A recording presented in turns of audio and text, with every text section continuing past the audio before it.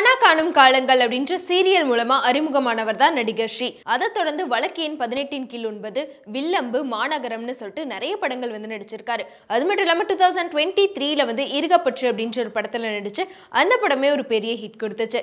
ஆனா அதுக்கப்புறம் ஸ்ரீ என்ன ஆச்சுனே தெரியல, எந்த ஒரு படங்கள்லையுமே வந்து அடுத்ததா நடிக்கிறது இல்ல. ஸோ ஸ்ரீக்கு என்ன ஆச்சு அப்படின்னு எல்லாரும் யோசிச்சுட்டு இருந்த நேரத்துல திடீர்னு பாத்தீங்கன்னா அவர் வெளியிட்ட சில வீடியோக்கள் வந்து ஒரு பெரிய சர்ச்சையை ஏற்படுத்துச்சு. ஏன்னா ரொம்பவே ஒல்லியான தோற்றத்துல பாக்குறக்கே அவர் என்ன பண்றான்றது அவருக்கே தெரியாத அளவுக்கு சில வீடியோஸ் எல்லாமே ரிலீஸ் பண்ணிட்டு இருந்தாரு. அதை பார்த்த நெட்டிசன்கள் எல்லாருமே இது ஸ்ரீயா, இது என்ன பாச்சு இப்படி ஆயிட்டாரு அப்படின்னு சொல்லி அவருக்காக நிறைய பேர் வந்து ஃபீல் பண்ணிட்டு இருந்தாங்க. முக்கியமா அவருக்கு என்ன ஆச்சு அப்படின்ற விஷயத்த தெரிஞ்சுக்கிறதுக்காகவுமே வந்து நிறைய பேர் ட்ரை பண்ணிட்டு இருந்தாங்க. இந்த நிலையில தான் ஸ்ரீயோட ஃப்ரெண்ட் வந்து இப்போ ரீசெண்டா ஒரு இன்டர்வியூ கொடுத்திருக்காங்க. அதுல ஸ்ரீயை பத்தின நிறைய விஷயங்கள் ஷேர் பண்ணியிருக்காங்க. அவங்க வந்து அந்த இன்டர்வியூல என்ன பேசியிருந்தாங்க அப்படின்னா, ஸ்ரீ வந்து இப்போ ஹரியானால இருக்கக்கூடிய குருகிராம் அப்படின்ற ஒரு இடத்துல தான் வந்து இருக்காராம். அவரோட லொகேஷனை நாங்க கண்டுபிடிச்சிட்டோம். ஸோ சீக்கிரமாவே அவரை போய் கூட்டிட்டு வர போறோம் அப்படின்னு சொல்லியிருக்காங்க. முக்கியமா ஸ்ரீக்கு வந்து ஒரு டிசீஸ் இருந்துச்சாம். என்ன டிசீஸ் அப்படின்னா, அவர் காதுக்குள்ள யாரோ பேசுற மாதிரி நிறைய குரல்கள் கேட்குமா. 3 படத்துல நம்ம தனுஷ்க்கு வந்து ஒரு டிசீஸ் இருந்திருக்குல்ல, அதே மாதிரி ஸ்ரீக்குமே வந்து இருந்திருக்கான்.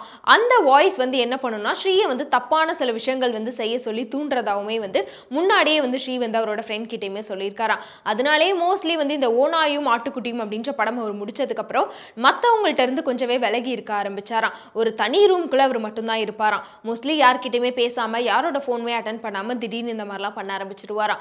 அந்த விஷயங்கள் போக போக வந்து திடீர்னு அவரோட டிப்ரெஷன் ரொம்பவே அதிகமாக இருக்கு.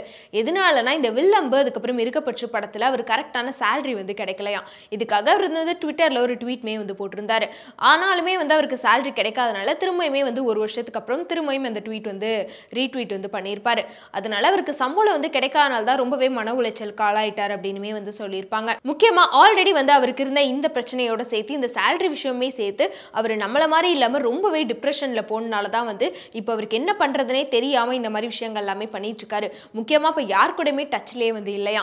ஆனா அவர் ஒரு வருஷமாவே இந்த வீடியோக்கள் வந்து போட்டுட்டு தான் இருக்காரு இந்த மாதிரி. பட் அப்ப யாருமே வந்து இவரை கண்டுக்கல. இப்போ வந்து அவர் இந்த ஷர்ட்டே இல்லாம ஆபாசமா போட்ட ஒரு வீடியோனால இப்போ ஸ்ரீக்கு என்ன ஆச்சு அப்படின்னு சொல்லி எல்லாருமே வந்து கேள்வி எழுப்பிட்டு இருக்காங்க அப்படின்னு சொல்லியுமே வந்து அவங்க குறிப்பிட்டு சொல்லியிருப்பாங்க. அது மட்டும் இல்லாம இந்த வீடியோ பார்த்தா எல்லாருமே என்ன சொல்ல ஆரம்பிச்சிட்டாங்கன்னா, ஸ்ரீ வந்து இந்த போதை பழக்கத்துக்கு வந்து அடிமையாயிட்டார் போல, அதனாலதான் இந்த மாதிரி விஷயங்கள்லாம் பண்ணிட்டு இருக்காருன்னு சொல்லியிருந்தாங்க.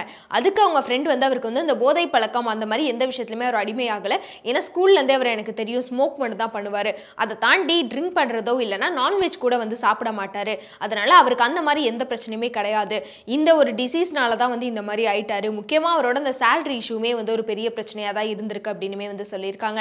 அதனால ரொம்ப கூடிய சீக்கிரமாவே அவரோட லொகேஷனை ட்ராக் பண்ணனால அங்க போயிட்டு ஸ்ரீயை கூட்டிட்டு வந்து பழைய நிலைமைக்கு வந்து அவரை மாத்திடுவோம் அப்படின்னு சொல்லியிருக்காங்க.